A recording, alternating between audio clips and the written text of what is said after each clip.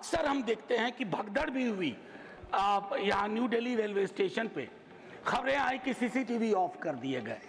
हमें चिंता इस बात की होती है कि लोग ना जान जाए, बस बगैर इसके कि किस प्रकार हम इस तरह की चीजों को करें। मैं माननीय मंत्री जी से कहूंगा, do we really require 100% electrification? क्या ये हमारे लिए सबसे बड़ी प्राथमिकता हो?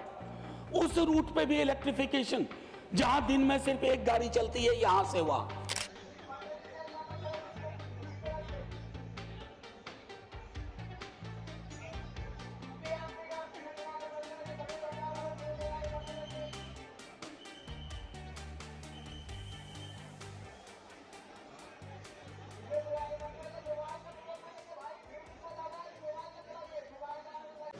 श्री मनोज कुमार जी झा, 5 मिनट्स। जी शुक्रिया माननीय वाइस चेयरमैन साहब। माननीय मंत्री जी हैं, पटरी वाले भी हैं, आसमान वाले भी हैं और दोनों को फ्यूल देने वाले भी हैं। 3 महत्वपूर्ण महकमा हमारे समक्ष हाजिर है। Sir, railway amendment bill pay चर्चा हो रही है, लेकिन आमतौर पे मैं देख रहा हूं कि रेलवे को लेकर के जो सार्वभौमिक चिंता है वो बिल से ज़्यादा व्यक्त हो रही है। तो मैं 2-4 चीज़ें उसमें, माननीय उपसभापति जी, सबसे पहले तो हमें ये जानना होगा कि भारतीय रेल की हमारी अवधारणा क्या है। मैं 3 फिल्में ले रहा हूँ। पाकीज़ा, जिसमें ट्रेन बोलती है,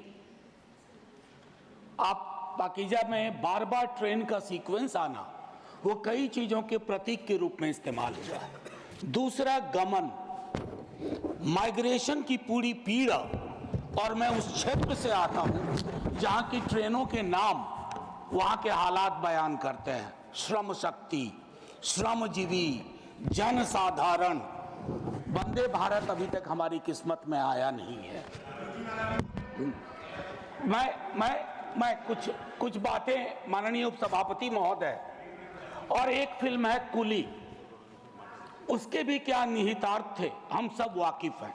तो भारतीय रेल के साथ कम से कम इस सदन में कई लोग ऐसे होंगे जिनके जीवन के उतार चढ़ाव के साथ भारतीय रेल का ताल्लुक रहा है। मैं उनमें से एक हूं। अपनी जिंदगी के हर पड़ाव पे भारतीय ट्रेन ने मुझे सुकून भी दिया है और मुझे सोचने समझने की शक्ति भी दी है, खिड़की के पास बैठ करके। माननीय उपसभापति महोदय, ये कोइंसिडेंस नहीं है कि आज मैं सुबह बाहर अपने घर के खड़ा था, कुली मोर्चा के साथी आए और उन्होंने अपनी चिंताएं मेरे समक्ष कही। हम सब ने कुंभ का बहुत जिक्र किया। प्रयागराज स्टेशन पे जो पारंपरिक रूप से काम करने वाले कुली थे, उनको दरकिनार करके आउटसोर्सिंग की गई। पूरा दस्तावेज है सर, सौंप भी दूंगा। कुलियों को लेकर के मेरे पास इसलिए भी संभवतः आए होंगे क्योंकि लालू जी के कार्यकाल में कुली वर्ग को जो सुविधाएं दी गई वो महत्वपूर्ण है, याद करना। बाकी नव उदारवाद ने कई प्रस्थापनाएं बदल दी हैं।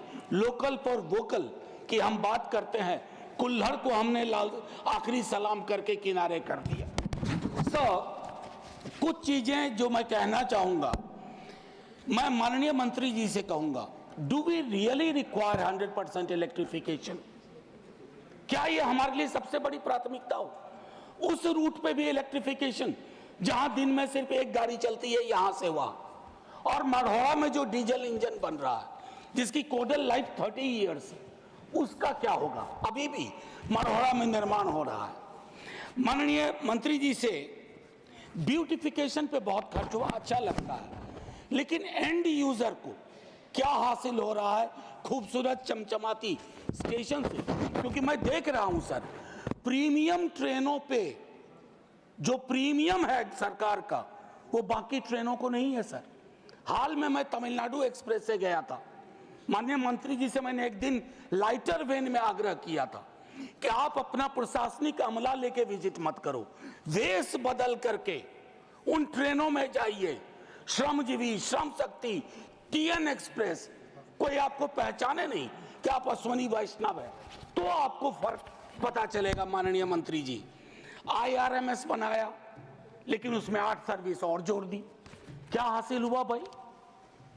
पुनर्विचार करिए, कुछ फैसले अगर बदलने पड़े। अब इसमें 8 नई सेवाएं हैं। 4 वर्षों से चल रहे सर्विस निगोशिएशन का कुछ हासिलात नहीं हुआ। मेरा मानना है कि पहले का जो रेलवे का था कि 5 बोर्ड मेंबर्स बोर्ड में जो अपना अपना डोमेन नॉलेज लेके आए, उनको उसको बहाल किया जाए। मैनुअल कपलिंग अभी भी क्यों हो रही है कोचेज एंड वैगन्स में, जिससे मौत की आशंकाएं रहती हैं? क्या हम इस परिपाटी को खत्म नहीं कर सकते? हम तो खैर क्या कहूं, शिकायत भी नहीं कर सकता। सीवेज में उतर के मरने वाले के लिए आज तक सिवाय आंकड़ों में जोड़ने के हमने कुछ नहीं किया। स्टाफ को लेकर के चिंता है सर। रेलवे बहुत बड़ा एम्प्लॉयर भी था, बहुत बड़ा, one of the biggest employer.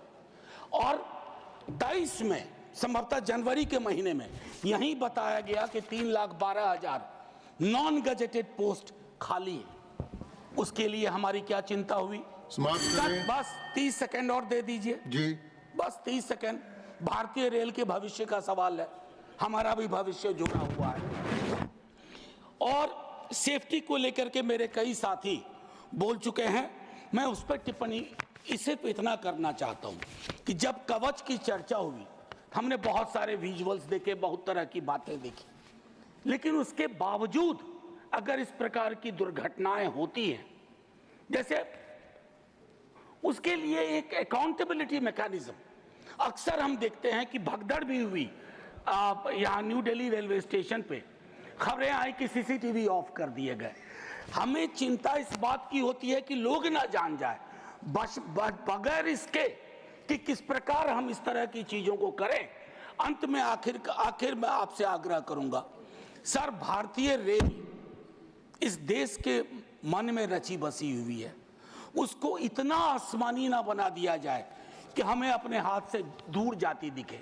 Vande Bharat से कोई विरोध नहीं सर, बहुत चलाइए वंदे भारत, लेकिन जो आपकी पुरानी ट्रेन थी जिसमें 80% आबादी आज भी सफर करती है, उन ट्रेनों की क्या हालत है उस पर भी विचार करें। शुक्रिया सर, जय हिंद। श्री सुभाषिष खुंटिया।